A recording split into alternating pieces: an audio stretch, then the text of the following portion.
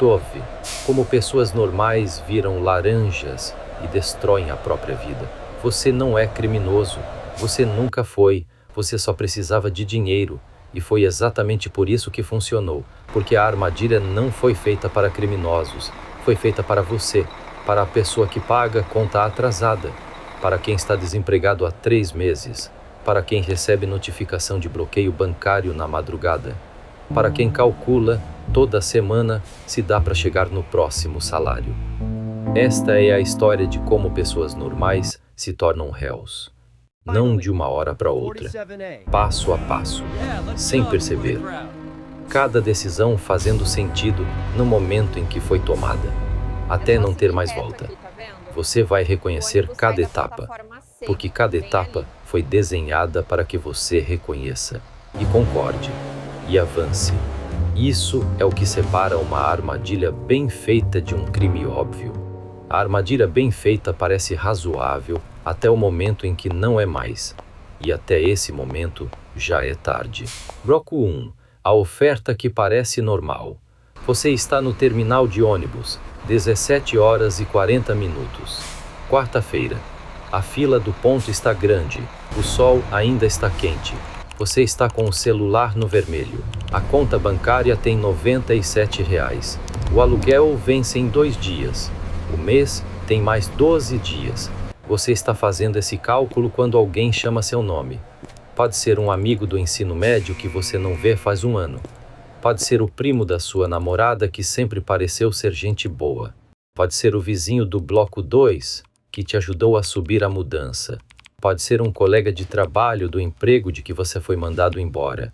73% das vezes é alguém que você conhece. Isso não é suposição. É o que a Polícia Federal documentou em 2024. 73% dos laranjas recrutados por alguém da própria rede de relacionamentos. Porque um estranho te oferecendo dinheiro fácil parece golpe.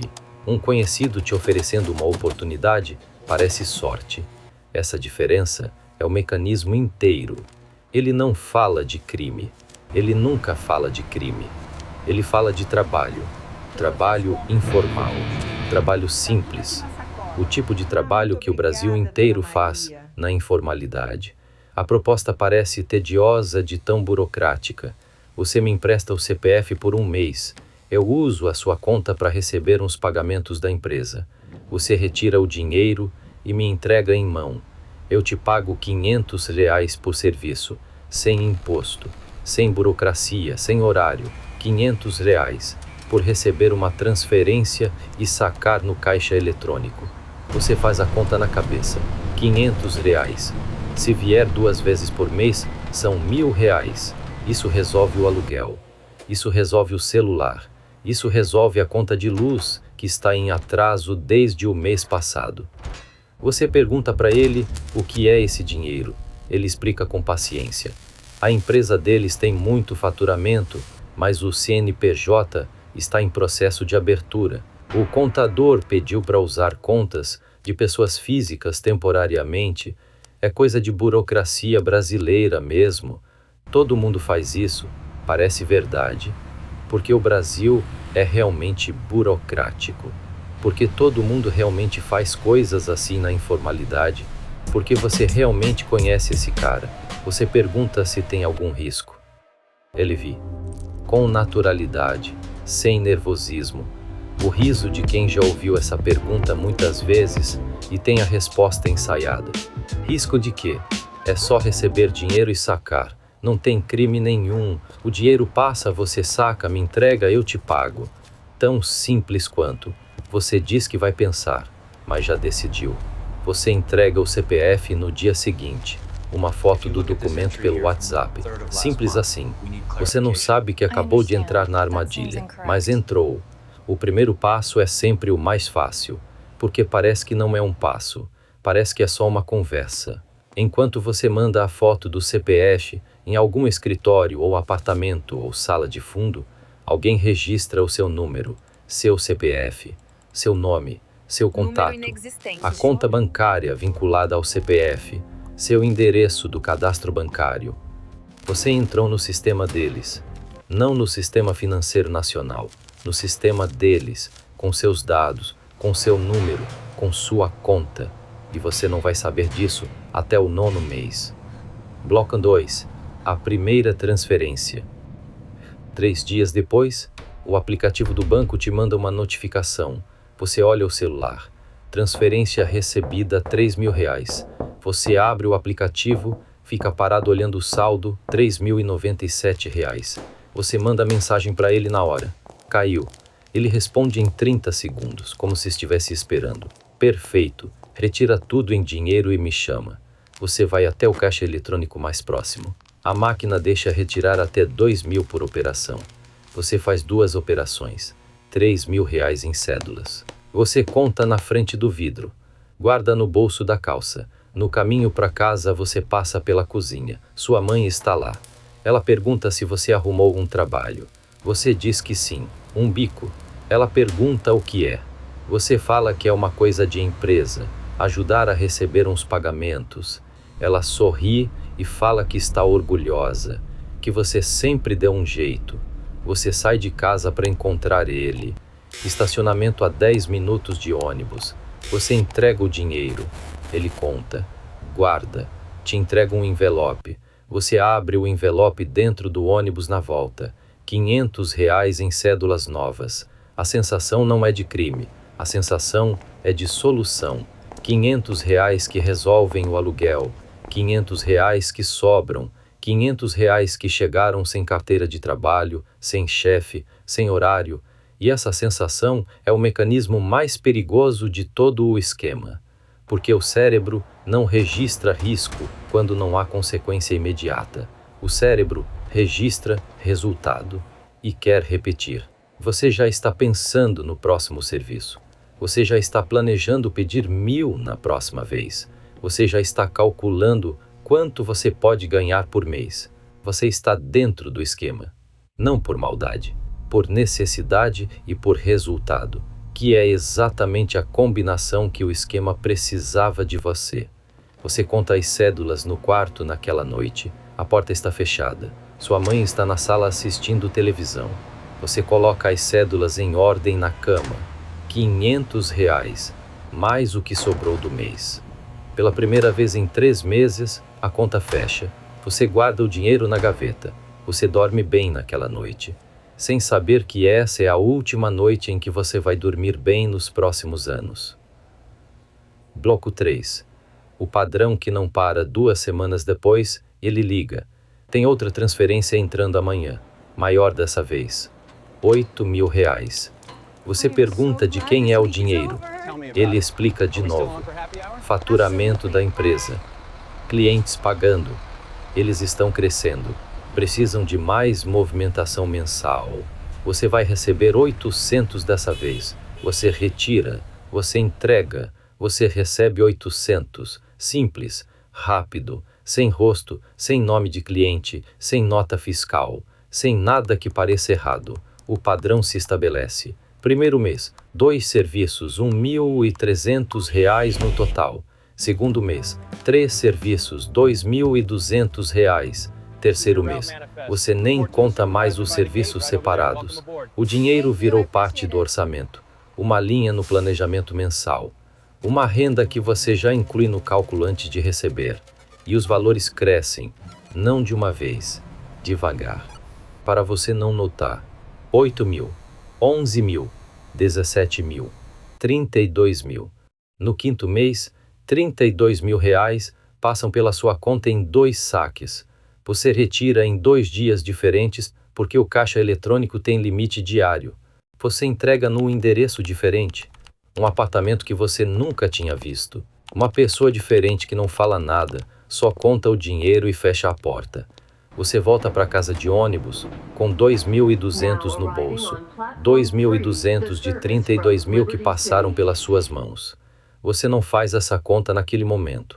Você só vê os 2.200. No 6º mês, você começa a sentir alguma coisa. Não é medo ainda, é desconforto. A sensação de que as coisas estão grandes demais, que os valores estão altos demais, que há pessoas demais envolvidas que você nunca conheceu. Você manda mensagem para ele perguntando se está tudo certo. Ele responde que sim, que a empresa está indo bem, que em breve regularizam o CNPJ e param de precisar da sua conta. Você acredita, porque precisa acreditar. Porque parar agora significa largar a única renda que está funcionando. No 7º mês, você tenta dizer não a um serviço. Você manda mensagem falando que está com dificuldade naquele dia, que não pode ir ao banco. Ele demora 3 horas para responder. Quando responde, o tom é diferente. Ele fala que entende, mas fala que remover alguém do esquema dá trabalho, que as pessoas acima dele precisam ter certeza que você não vai falar de nada, que eles vão precisar checar isso de um jeito ou de outro. Ele não ameaça diretamente, não precisa. A mensagem está clara. O não começa a custar, e você percebe, pela primeira vez com clareza, que está preso. Não por contrato, não por dívida, por informação. Eles sabem tudo sobre você. Endereço, CPF, número de conta, rotina de saques, contatos salvos no celular que eles acessaram quando você mandou a foto do documento. Você continua, não porque quer, porque não sabe mais como parar sem se machucar. No 8º mês, 18 mil reais caem na conta de uma vez. Um único dia. Uma única transferência. Você olha o saldo e a ficha começa a cair. Não de golpe. Devagar. Como quando você percebe que está perdido numa cidade estranha. A cidade não mudou. Você é que não sabe mais onde está. Você retira tudo no dia seguinte e entrega num carro que você nunca viu. Uma placa que você não decorou de propósito. Você volta para casa de ônibus. 2.200 no bolso. 18 mil que passaram pelas suas mãos. Em 8 meses de esquema, você ganhou no total 8 mil reais. 8 mil reais limpos, descontando o que gastou nas viagens ao banco. 340 mil reais passaram pela sua conta. Você ficou com 2,4% do total. O risco ficou com você. 100% do risco. Bloco 4. A teia se fecha. Você não vê a teia, mas ela já existe desde o 2º mês, e está completa desde o 5º. Enquanto você retirava dinheiro no caixa eletrônico, o COAF registrava cada operação. Conselho de Controle de Atividades Financeiras. Órgão federal subordinado ao Banco Central do Brasil. Criado especificamente para identificar lavagem de dinheiro. Em 2024, o COAF recebeu 4,1 milhões de comunicações de operações suspeitas de instituições financeiras. 4,1 milhões em um único ano. Cada banco obrigado por lei a reportar movimentações atípicas de clientes. Atípica significa incompatível com o perfil financeiro declarado. Você tem renda informal declarada de 0. Você tem movimentações mensais de 30 mil reais. Isso é atípico. Isso é um alerta automático desde a 2ª transferência. O sistema analisa por algoritmo, sem nome, sem rosto, sem julgamento moral, só padrão. Conta com perfil de baixa renda movimentando valores altos de origem não identificada. Sinalizador automático, comunicação automática ao COAF, registro, análise, relatório de inteligência financeira. Isso aconteceu sem que ninguém ligasse para você, sem que ninguém fosse até sua casa, sem que ninguém te explicasse o que estava acontecendo. O sistema registrava em silêncio. E você sacava em silêncio. E o processo administrativo avançava em silêncio. Na 5ª semana do 9º mês, o aplicativo do banco não abre. Você tenta de novo. Conta bloqueada. Dirija-se a uma agência. Você vai à agência. A atendente te chama. Te leva para uma sala com porta. Um gerente entra e fecha a porta atrás dele. Ele fala com voz baixa e olhos diretos. A conta foi encerrada por movimentações atípicas reiteradas. Há uma comunicação ao COAF em aberto. Você precisa de um advogado. Não é conselho pessoal. É o protocolo que eles são obrigados a seguir. Você sai da agência sem entender completamente o que aconteceu. Você liga para ele. Cai na caixa de mensagem. Você manda a mensagem. Visualizado às 14 horas e 23 minutos. Sem resposta. Você manda de novo. Visualizado às 14 horas e 51 minutos, sem resposta. Você tenta ligar de número diferente. Número inexistente. Ele desapareceu. Claro que desapareceu. Você foi o mecanismo descartável. Ele já tem o próximo. 2 semanas depois, você recebe uma carta de cobrança da Serasa. Dívidas associadas a movimentações financeiras irregulares. Você consulta o CPF no site da Receita Federal. CPF em situação irregular. Irregularidade. Omissão de rendimentos. Os depósitos que você recebeu aparecem como renda. Renda que você não declarou no imposto de renda. A Receita Federal classifica como omissão de rendimento tributável. Multa de 75% do imposto devido, mais juros Selic desde a data de vencimento. O CPF que você emprestou por 1 mês está suspenso. O nome no Serasa por até 5 anos após qualquer quitação. E você ainda não sabe que o nome sujo é o menor dos seus problemas. Bloco 5. O nome sujo é o menor problema. São 6 horas e 41 minutos da manhã. Sábado, setembro. Você está dormindo. Os agentes da Polícia Federal batem na porta. Não tocam a campainha. Batem, com a mão. 3 vezes, o som que não deixa dúvida do que é. Você abre a porta ainda com sono. 2 agentes com colete azul escrito Polícia Federal. Um terceiro de terno. Um mandado de busca e apreensão assinado por juiz federal na semana anterior. Eles entram. Eles já sabem onde você mora. Eles sabem o seu nome completo. Eles sabem onde você trabalhou antes do esquema. Eles sabem quantas vezes você foi ao caixa eletrônico em 8 meses. Eles têm os extratos bancários completos. Eles têm as imagens das câmeras dos caixas eletrônicos. Eles têm o histórico de movimentações. Eles têm a lista de datas e valores de cada saque. Eles têm tudo. Você senta no sofá. Você não foi mandado sentar. Suas pernas simplesmente fizeram isso. Sua mãe aparece no corredor em cima da escada. Cabelo despenteado, camisola, olhos ainda com sono. Ela olha para a gente, olha para você, e não entende o que está vendo. Você não consegue olhar para ela. Os agentes trabalham com eficiência. Eles levam o celular, levam o notebook, levam a caderneta onde você anotou os valores do esquema, porque você era organizado o suficiente para querer controlar o que estava recebendo. Essa caderneta vai ser usada contra você. Ela prova que você sabia dos valores. Ela prova ciência e vontade. 2 elementos técnicos necessários para configurar dolo no processo penal. Eles levam a carteira. Um dos agentes abre a carteira e retira o documento. O seu CPF. O cartão com seu número. Ele coloca dentro de um saco plástico transparente com lacre. Lacra o saco. Anota o número do lacre em um formulário. Você olha para aquele saco plástico. O seu CPF dentro de uma evidência de inquérito federal. 15 minutos depois, os agentes estão saindo. O terceiro de terno se aproxima de você antes de sair. Ele não é agressivo, é metódico. Ele fala que você vai receber uma intimação para depor, que é recomendável ter um advogado antes do depoimento, que qualquer dúvida sobre o processo deve ser encaminhada pelo advogado. Ele sai, a porta fecha, sua mãe desce do corredor, ela está com a bolsa nas mãos, ela não sabe o que fazer com as mãos, ela segura a bolsa, com as 2 mãos, você não fala nada.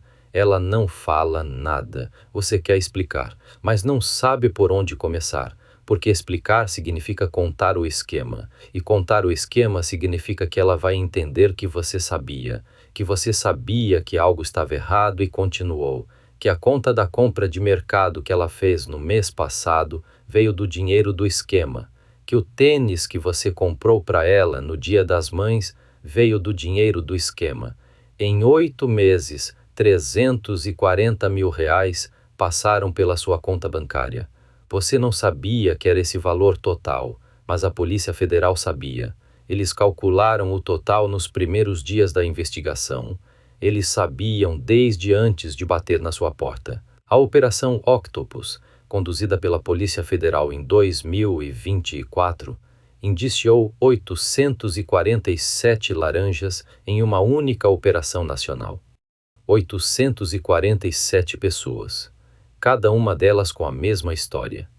Cada uma delas começando com uma proposta de R$ 500, cada uma delas com o mesmo argumento de que era só o CPF. Você é o 848, não dessa operação, mas do mesmo padrão, do mesmo mecanismo, da mesma armadilha, e a operação de 2025 já está em andamento. Bloco 6. A matemática do réu. 3 semanas depois da busca e apreensão, o correio entrega um envelope. Intimação da Polícia Federal. Você está sendo investigado por crimes contra o Sistema Financeiro Nacional. Uma semana depois, chega a denúncia do Ministério Público Federal. Você é réu. Lavagem de dinheiro. Artigo 1º da Lei 9.613 de 1998. Pena de 3 a 10 anos de reclusão. Mas multa que pode chegar ao dobro do valor lavado. O dobro de R$ 340 mil são R$ 680 mil. O Ministério Público também inclui o artigo 288 do Código Penal. Associação criminosa. Mais 1 a 3 anos de reclusão. Você não tem antecedentes criminais. Você nunca foi preso. Você nunca pensou em si mesmo como alguém que seria réu em processo federal. Mas agora é. Você procura um advogado. Primeiro escritório que consulta. O advogado ouve o relato com atenção. Faz perguntas técnicas. Data de início, valores aproximados, quantas operações, quem era o contato, há provas de coação. No final, ele apresenta os honorários, R$ 25 mil para a defesa até a primeira audiência. Apenas até a primeira audiência. O processo completo pode chegar a 60 ou 70 mil, dependendo do andamento. Você não tem R$ 25 mil. Você tem R$ 8 mil, que sobrou de tudo que ganhou no esquema. R$ 8 mil, menos as despesas, menos o que gastou nas idas ao banco, menos o que gastou no dia a dia. Você faz a conta completa pela primeira vez. Em 8 meses sendo laranja, você recebeu ao total R$ 8 mil. R$ 8 mil. R$ 340 mil passaram pela sua conta. 2,4% ficou com você. O restante foi para quem te colocou no esquema. O advogado custa R$ 25 mil. Você está no negativo em R$ 17 mil antes do processo começar. Se for condenado na pena mínima de 3 anos, em regime fechado, você perde emprego, moradia e acesso a benefícios sociais.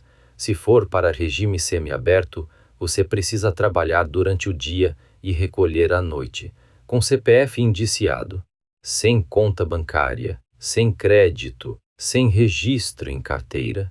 O FGTS foi zerado porque a conta bancária vinculada foi bloqueada. O PIS está suspenso. O cadastro único está marcado. Qualquer benefício social fica inacessível durante o processo. O processo pode durar de 4 a 8 anos na Justiça Federal Brasileira. 4 a 8 anos com esse processo na sua vida. Sem conseguir emprego formal, sem conseguir abrir conta bancária, sem conseguir fazer um financiamento, sem conseguir tirar passaporte, sem conseguir fazer concurso público, sem conseguir viajar a trabalho para fora do país, sem conseguir, em muitos casos, assinar um contrato de aluguel.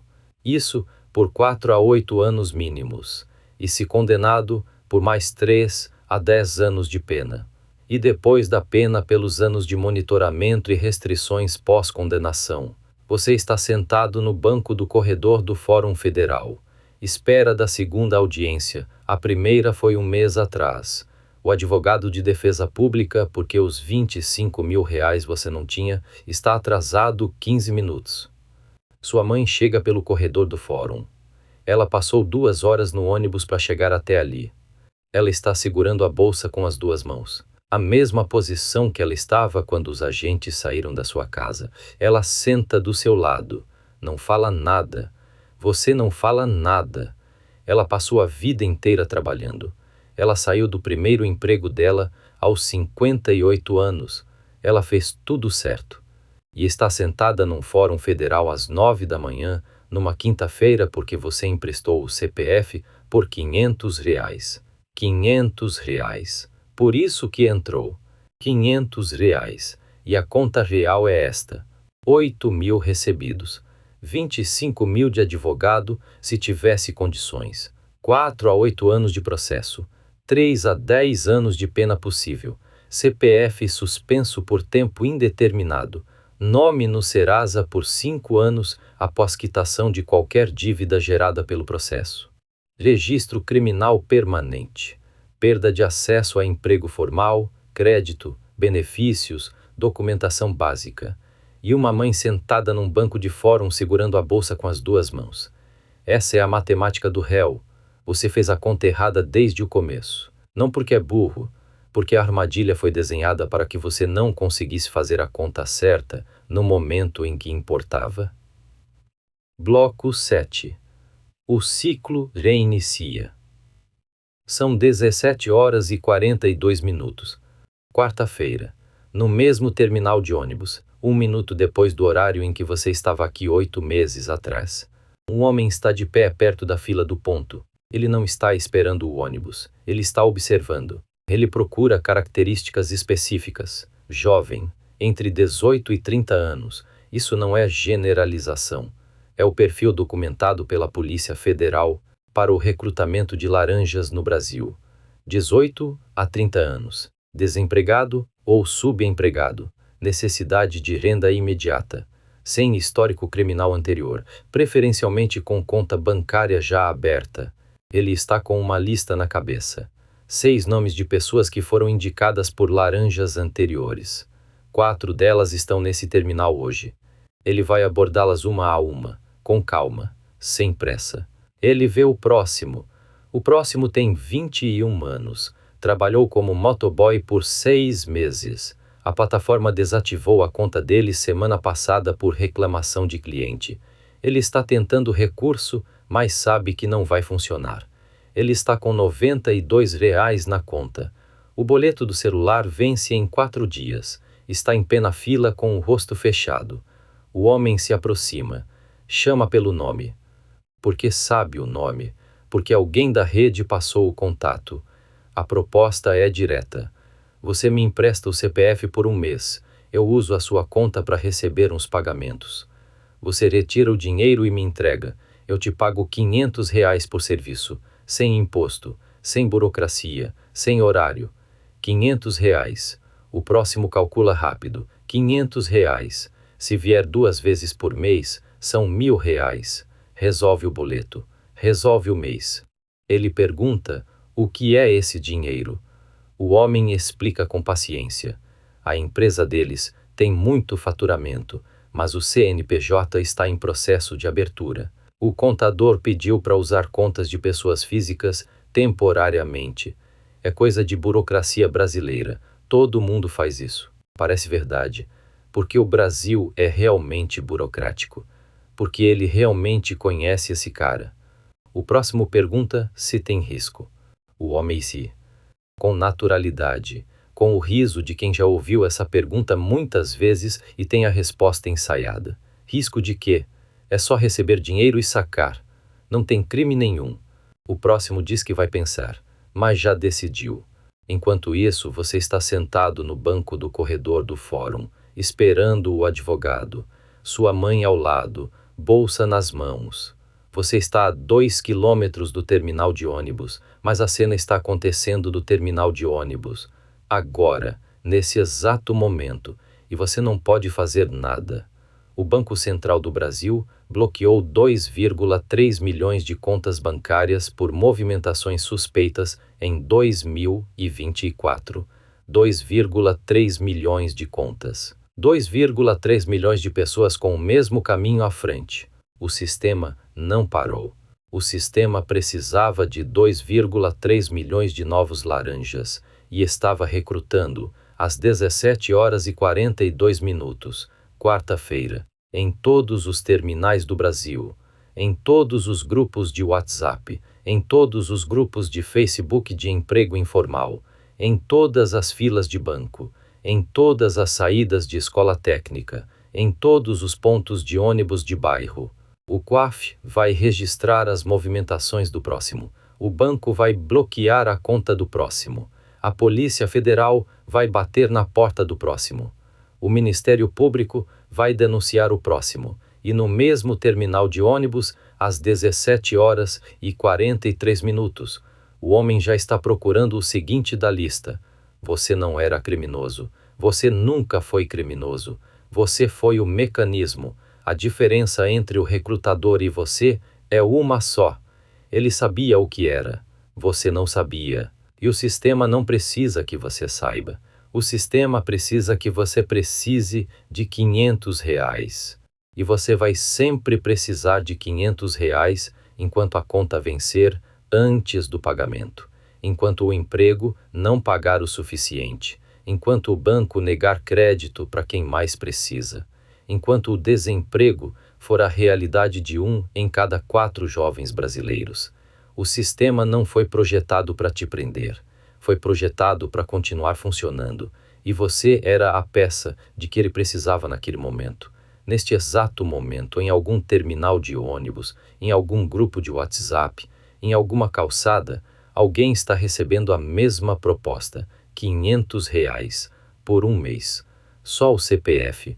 Esse alguém está fazendo a conta na cabeça, e a conta parece fechar, porque a armadilha foi feita para que a conta pareça fechar, e o ciclo segue, em silêncio, às 17h42, toda quarta-feira, em todos os terminais.